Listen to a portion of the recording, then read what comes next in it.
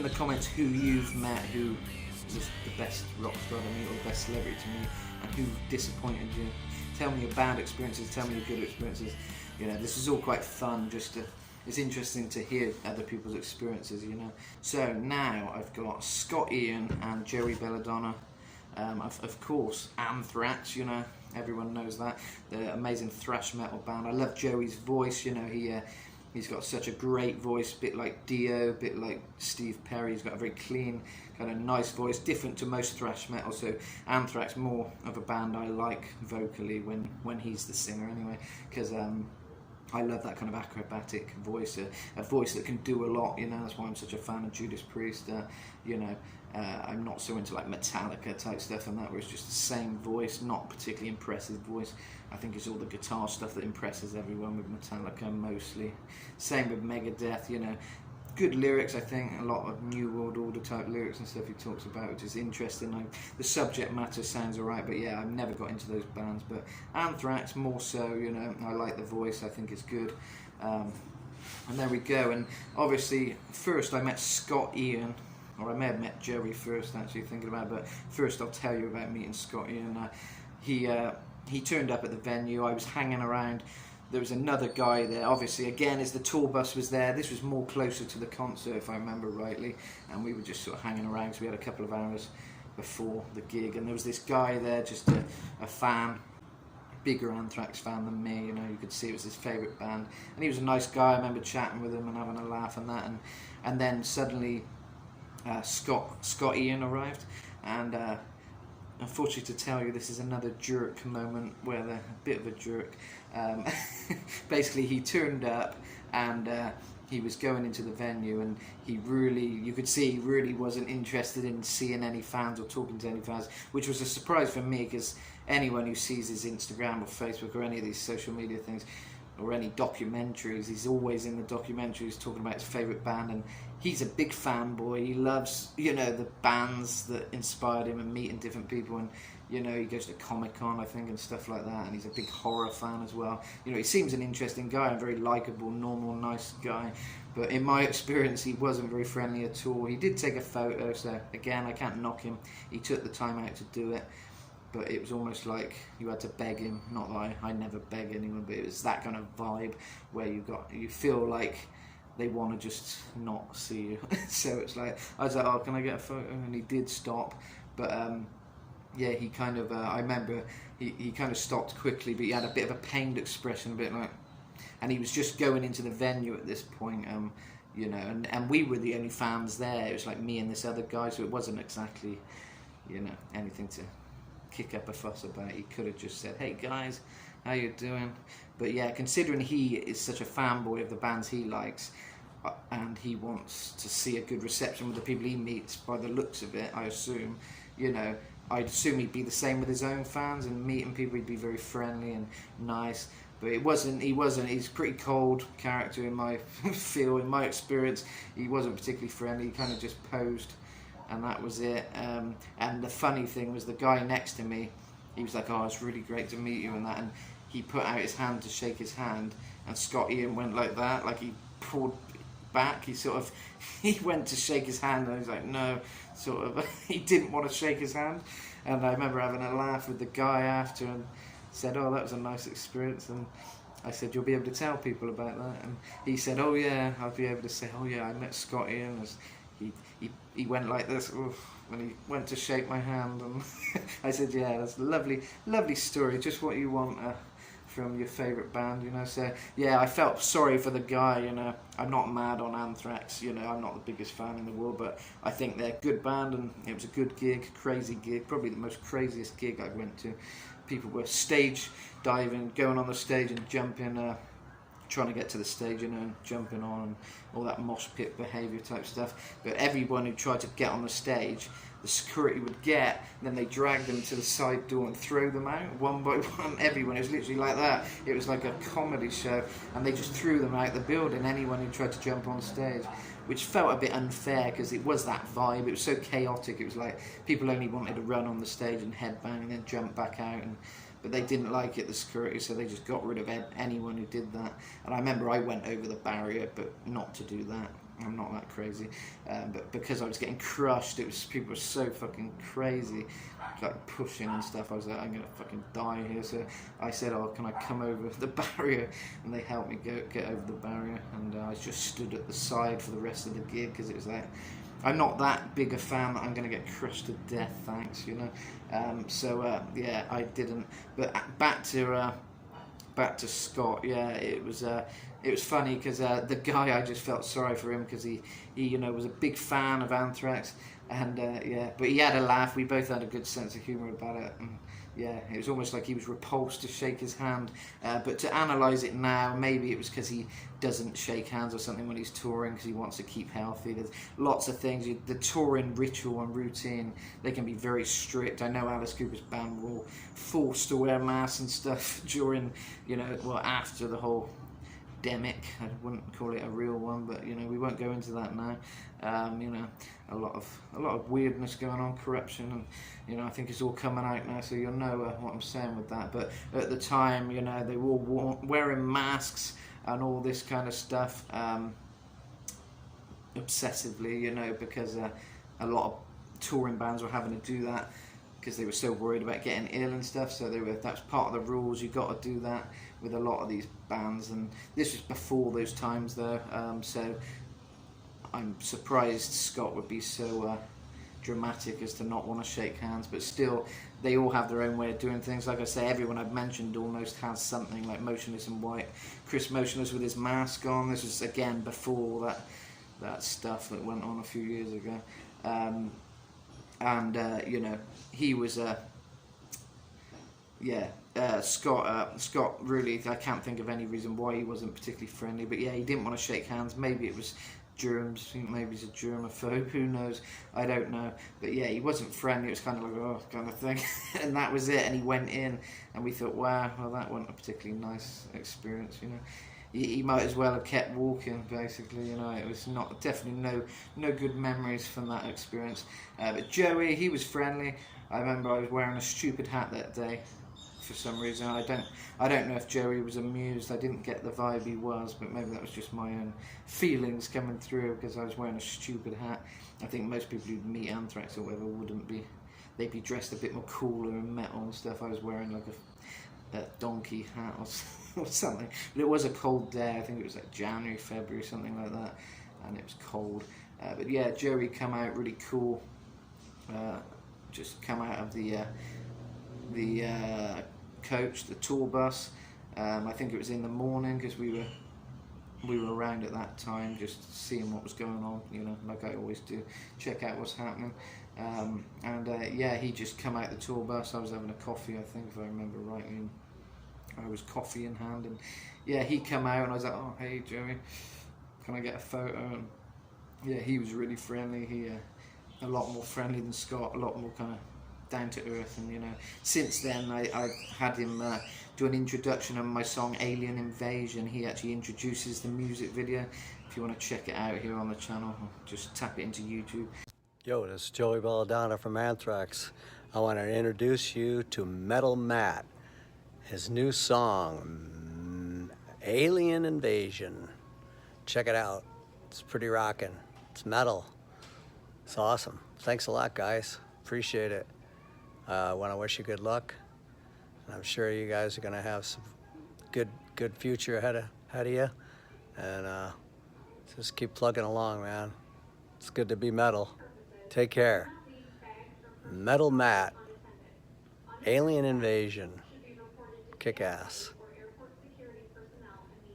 Take care. You know, Metal Matt, Alien Invasion. He introduces the song, and he was really positive about it, and he said, oh, it's got a King Diamond vibe. I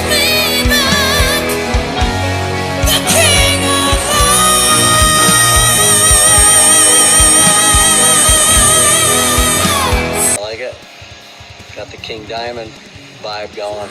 That's cool. I like that. That's unique.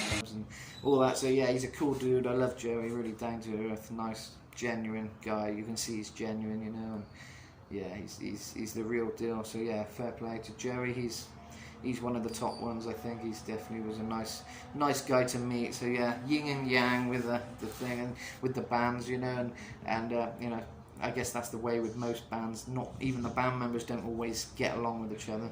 Don't know what the deal is in Anthrax. They probably do, but who knows. But what I'm saying, a lot of different personalities, every band, and yeah. Sometimes it's just you get together on stage, that's where the chemistry is. Off stage you might be completely different people, and some bands I don't even think hang out with each other. It's kind of a common misconception that bands are so close, and I think Metallica showed that in their movie or documentary they did, that they're not as close as, you know, I think anyway. I haven't watched the documentary, I don't think. Might have seen some clips.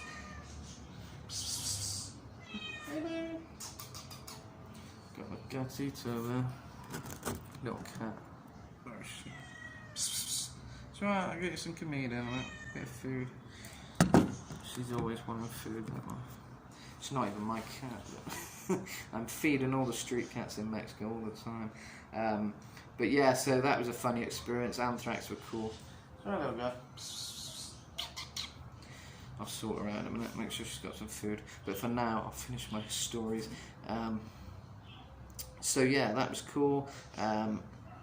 Another one, that was Bristol, by the way. O2 Academy, they always had people coming, so it's quite fun. It was almost like a day out for me.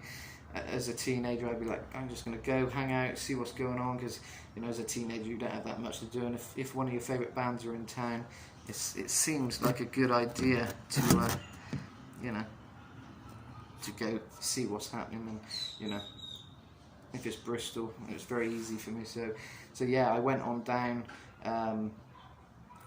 to the O2 Academy that day. And another day, this is one of the people I remember meeting first, actually, out of all the kind of rock stars I've met. I think this was one of my first experiences, and now we're going to go to the mighty Zakk Wylde. So yeah, I think he was one of my first, and for big rock stars who I've met, kind of thing. And yeah, he was playing a gig with Black Label Society in Bristol. And what I remember from it is going down in the morning, and I saw the coach was there. Again, I just hang around sort of not right by the coach, but just chilling out on the wall, you know, nearby. And it's quite a big space there, so you can just chill out, sit around and stuff. Usually it's like clockwork. I see these kind of things as manifesting things. A lot of the people I've met are not kind of one of these obsessive autograph collectors who's waiting around every hour of the day. You know, I just like to meet some of the rock stars I've met, and some of them I've met through mutual things, like music things, as I'm a musician myself. But this is going back to more of my teenage years where, you know, I was a rocker, and I found it quite inspiring to meet some of these people and see what they're like and chat with them and things. And yeah, most of these things I see as like manifested. In my mind, I always just thought, right, I'm going to get there at this time. They're going to leave the thing. I won't have to wait around long. And I'll meet them. And then that's it. I can go off. And I kind of always had that mindset that, you know, they'd be out in like half hour or whatever. I'll be like, yeah, I'll meet them in half hour. They'll be there. And I'd just get there. And it always would happen. It would work like clockwork. I believe in manifesting big time, because it's worked for me so many times with so many things. And I'll go into that more later, just the level of manifesting that I've had, you know, with different experiences I've had, you know. And yeah, this was one of them where it just worked like clockwork, like it always does, you know.